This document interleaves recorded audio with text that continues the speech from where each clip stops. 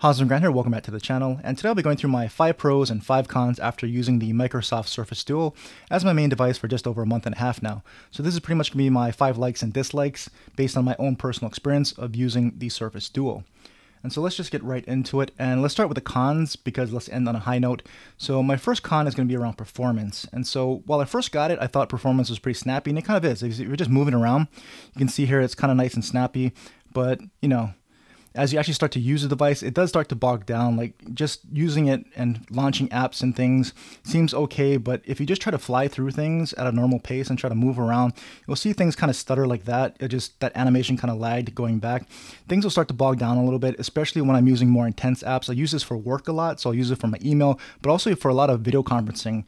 And so that generally takes up a lot of resources. And over time, I notice it kind of bogs down a little bit, and then I restart it and it's a little bit snappier again. So performance, if you're trying to really tax it and trying to use more intensive things, and I'm using this for work, and the most intensive thing that I do is that video conferencing app because it takes up a lot of memory, a lot of resources for your video as well as for trying to share applications and whatnot. And so it tends to bog down the device, and after a while moving around and launching things and the animations start to slow down. So performance can be a little bit of a concern. It has 6 gigs of RAM, and I don't think it's a processor. I think maybe putting a little bit more memory in this, because that's what's really getting eaten up. If I look at it, it's really a lot of the memory that starts to get chewed up with the things that I'm doing on this. And so I think if they ideally gave this more like 12 gigs of RAM, that would be nice, but at least, you know, 8, I would prefer 12, especially if you're doing really intensive things on this, which it's really meant to do, right? It's meant to do a lot of your work on the go. And so for me, maybe more memory could help that. The other thing around performance is around swipe gestures. So as I just move around the device normally, a lot of the things that start to get annoying is accidentally activating this kind of swipe down search gesture like you just saw there. I have to really deliberately, and see, trying to get out of it can be a pain too. I have to deliberately swipe down from the top to make sure that I'm swiping down for my notifications and my settings panel, which is what I primarily do most of the time.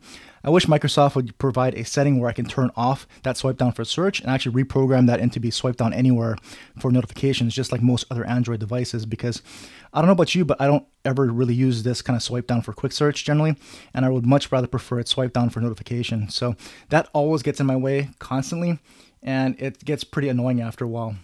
Now, my second con outside of performance is going to be around orientation glitches. And so usually when I'm using it in dual screen mode like this, it's generally fine, no problem. But when I want to use it as a single screen device, which is quite often, usually what I do is I actually turn this off and I have the screens open like this and I put it in my pocket or just lay it on the table, because I don't want to always open and close the device. Sometimes you just want to always just turn it on and start using it versus having it unfold and fold it all the time. So I generally have it open like this and I just power it off and I just want to use it as a one screen device, and I'll unfold it to use the dual screens when I need it. And so in this orientation, sometimes it does get confused where the second display will actually turn on. So sometimes I'm getting no touch response on this display, and I already know to check the second display because sometimes this turns on for no reason. And so the only way to get out of it is I have to close the device and reopen it to kind of reset the orientation again, and it's generally fine. The other thing in one screen mode that happens is that it loses orientation. So it forgets what screen is up. So sometimes this screen goes dark, and the bottom screen is actually what's on. And when I flip it back around, this screen will go blank and the bottom screen will go on. So it just loses track of the orientation that it's in sometimes in this kind of folded one screen mode. So generally, like I said, when I'm using dual screens, it's not a problem. It's orientation and losing track of which screen is which is not a problem. It's just when you fold it and want to use it as a single screen, which I'm sure a lot of people are going to want to do a lot of the time, it can lose track of what screen is being used and cause some glitches there. Now, my third con is going to be around the single speaker, which is right here on this display. There is none on this display. And so the problem that I have with that is that it's not the most powerful speaker and it's not the best sounding speaker on a phone. And yes, phone speakers are small and not everything sounds good, but there are phone speakers that do kind of sound rich, kind of give a more immersive experience. And this one does not. It's pretty much kind of more, not tinny, but it's more dull, and it's a single speaker and it's not that loud. And the problem I have also is when you want to maybe watch content on this side and you accidentally fold it this way, it directs the sound outward and it kind of muffles it. And so you have to come back around and make sure you're watching things on this screen or just have it fully open. And so, you know, we can go ahead and play some things here. So I can go ahead and play, you know, one of my videos and you can kind of hear it for yourself. Pro is the latest Snapdragon 750 powered phone, retailing for about $500. But so is the Samsung Galaxy A52 5G. Which has the better cameras? So it's not bad if you're listening just by yourself in a fairly quiet environment, but outdoors, I have to crank it all the way up to 100, and then I can sometimes barely hear it. And, we can even go ahead and let's fire up, a song on this side, and you kind of hear what I'm talking about with just maybe music or audio.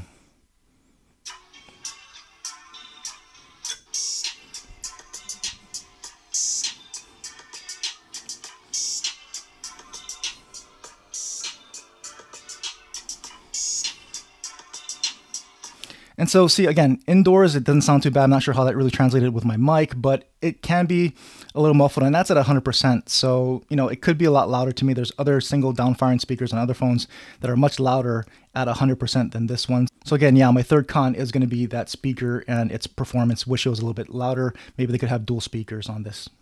Next, moving into my fourth con is going to be the cameras, and I have my expectations set right when I bought this. I knew it wasn't going to be the best camera on a device. Camera performance and quality wasn't going to be their focus. They pretty much just put a camera on here, I'm pretty sure, just for video conferencing. Their kind of Teams collaboration software is what they want you to use it with, and that's primarily why they have the camera there. It's not really meant to take great photos and all that. I get that, but what I do want is some actually decent photos, which it can take. It can take some decent photos. I've shown some samples in my previous video. I've shown it in my Gcam video. The stock camera app to me can take some pretty nice looking photos. The quality isn't really my complaint so much as the usability of this. So, with this, it can be quite slow. And so if you're looking at this and you're trying to use this as a primary phone and you only have one phone on you, you shouldn't have to have another device just to take photos. The usability, and what I mean by that is that the shutter speed is pretty much unacceptably slow. You hit the shutter and it just took the photo, and this is in perfect lighting conditions. So I've got LED lights. You can see here the lighting is pretty much ideal for any kind of a photo. And for it to tap, you have to wait at least a couple seconds before it even snaps the photo. And the problem with that is if you have a moving object, or sometimes you just want to take a photo and just move on, the photo's going to come out blurry. And so there's been a lot of times when I've missed photos with this. And again, I'm not expecting exceptional photo quality, although like I said, it can take some decent looking photos and some pretty good looking photos in good lighting conditions. It's just the shutter lag is a real thing with this, and it has not improved with the system updates. And the reason that that's such a problem, I think, for most people is they're just going to tap, take the picture, and go. And if you're not really paying attention, it's going to come up blurry. You're going to miss shots. If you got pets, kids, they move around a lot. And so you're going to have to take the photo 2 or 3 times. And sometimes within doing that, you're going to miss the moment and it's gone and you're going to lose the photo forever. Or it's just going to take a lot of patience and you're going to have to take the photo several times. And that's just not a very good camera experience. So personally, to me, I have Gcam on here. I don't think it works very well. I'm okay with the quality of the stock camera app. Could the image processing be better? Sure. But for me, the one big thing is that shutter lag. Gcam does eliminate a lot of that shutter lag, but it's just not it's probably a worse usability experience than the stock app. So hopefully they can get the shutter lag down on the next iteration and slightly improve the image quality. But for me, just that usability of that camera app is a big problem. And lastly, my fifth and last con is really around battery life. And it's not that it's bad, but it could be better. So this is pretty much a one-day device. It's getting me through a day, sometimes barely through a day. So for me, any device that I depend on, especially for work and everything, has to get me through at least a day without worrying about battery. And I'm pretty much working from home. So I'm at home 5 days a week. I'm on Wi-Fi all the time. And so it has the optimal conditions to perform to the best of its ability as far as battery life is concerned. And again, I'm getting barely through a day with about maybe 3 hours to 4.5 hours of screen on time, which is not that great if you're depending on this for work a lot. And you're going to want it to last a little bit longer. And like I said, if I'm using more intensive apps, just like video conferencing software, that's going to use up more memory and it's going to drain the battery even faster. And so it won't even get me through a day sometimes. So depending on what you're doing and how hard you're driving your device, will dictate your battery life and what apps you use. But for me, I'm using it for work. I'm using some pretty memory intensive apps for work. And like I said, on a good day, I'll get through a full day, sometimes a day and a half if I'm not doing a lot of video conferencing or intensive apps. And that's going to get me maybe about 4.5 hours of screen on time, which isn't bad. I've seen worse. But when I'm really pushing it hard, it won't even get me through a day, which I think for a lot of people, especially when you go back to mobile life and mobile work, it's probably going to get even worse. And so I don't know what other people are getting on this as far as battery life or how hard they're driving it. But if I was to go mobile more, I know I'll get even worse battery. So hopefully they can actually improve some of the battery life or optimize some of the software a little bit better, or maybe even give it a little bit a larger battery. I know they want to keep this thing as thin as possible, but I think battery life on a mobile device like this that you're depending heavily on to get your work done is going to be something important. And like I said, it's not really poor, but I think it could be a lot better. And so that's why it's pretty much a con for me. So those are my 5 cons or negative things about the Surface Duo. So let's move on to a more positive note. These are my 5 likes or my 5 pros that I have after using the Surface Duo. Number 1 being the hardware. This is just some amazing hardware. It's got really nice materials. It's very sleek, thin, and very solid device. This hinge is super sturdy and actually really nice and really well designed. And I'll expect nothing less from the Surface team. They've been designing Surface devices for years now. So this might be their first kind of attempt at a phone kind of device, but they've been doing Surface devices and kind of hinges like this on other Surface devices for a long time now. So, you know, I don't buy into this. This is a first generation product. Microsoft has a bunch of Surface devices with this type of 360 hinge, and they just put it into a more mobile device this time. And their execution first time out of the gate with a mobile device like this has been flawless, which is unsurprising because of everything that I just said. So hardware, everything on this is immaculate. When you get your hands on this, it's very solid, super nice, much nicer than what pictures showed off to be. And a lot of times I just can't stop looking at it. I'll keep it closed because I like looking at it. I like picking it up. I want to open it and close it and do all those things. I just can't stop, you know, using it because I think it's just really beautiful looking hardware, and the execution on this is absolutely flawless. So excellent job to the Surface team on this hardware. Again, I don't think it's a first generation device. I think they've been doing Surface devices for a long time, and this is just immaculate, flawless hardware. My second thing that I like about this, or my second pro, is going to be the fact that it's a dual screen device and I can use 2 full screen apps at once. So you might be able to do multitasking on a single foldable device that has a continuous display, but you're going to be constrained because they don't have 2 full screens. And so I often like launching my email and my work chat application at the same time in the morning so I can immediately see what's going on at work really fast. For casual use, you know, I like using things like social media and watching a video. So I can watch a video or a live stream while I continue to go ahead and browse social media. Other things I like to do here is maybe being able to play a game on one screen while watching some sports on the other one. So I don't need the audio on the sports like basketball or baseball. I'm fine watching it while I kind of just play a game. And so just having the background is kind of cool. You can do those 2 things at the same time for like more entertainment and leisure type things. And now moving on to the third thing that I like, or my third pro, is going to be around being able to span an app across both screens. So yes, it's nice being able to use full screen apps, one on each screen, but being able to launch an app and then going ahead and being able to span it across 2 screens is pretty nice, especially for leisure things like watching YouTube. You can watch a live stream like this. You can have the video here in full screen while you have your comments coming down the right side. You can participate in the chat that way, or you can flip it this way. You can have a full screen video at the top while still seeing all your comments and participate in the chat at the bottom. So that's always really nice, being able to span it across 2 screens like that for something like YouTube. Another app that I like using across and spanning across 2 screens is going to be the browsing. So I launch a browser, I span it across 2 screens. You have a split down the middle, but when you actually move it into this orientation, you have much more vertical space. So actually using a browser this way, you can fit a lot more information, and it's actually a pleasurable browsing experience. So using a browser across 2 screens like this, very nice.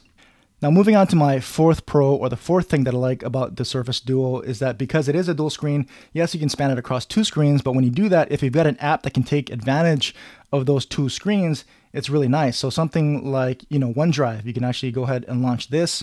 It's meant to work across 2 screens. So if I went ahead and I spanned it across 2 screens this way, you'll notice that it utilizes one side of the screen to display all my thumbnails for my photos.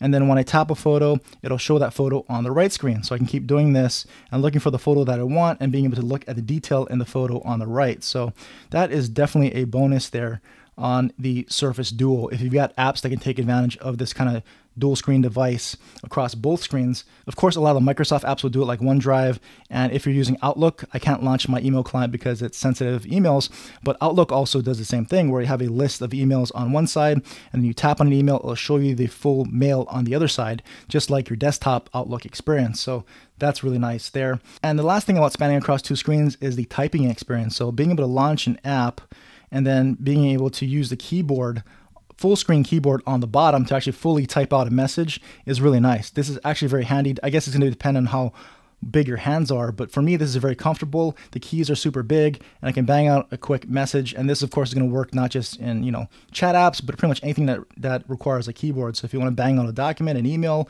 anything like that, you're going to get that full screen keyboard experience, and that's very handy.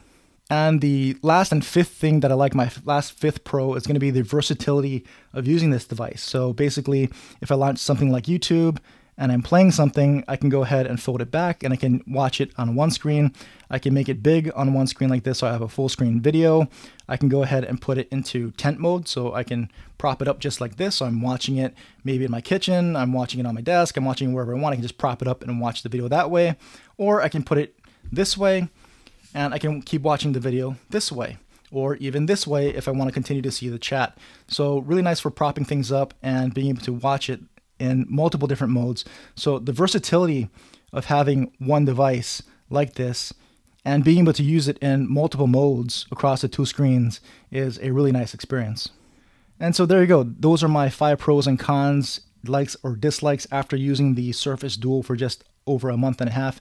And so even though I pointed out some things that I don't like, overall my experience has been very positive. The dual screen experience has been more productive than I thought it would be. Like I said, I've been primarily using it a lot for work and testing it out that way, which primarily is how Microsoft probably wants you to use it.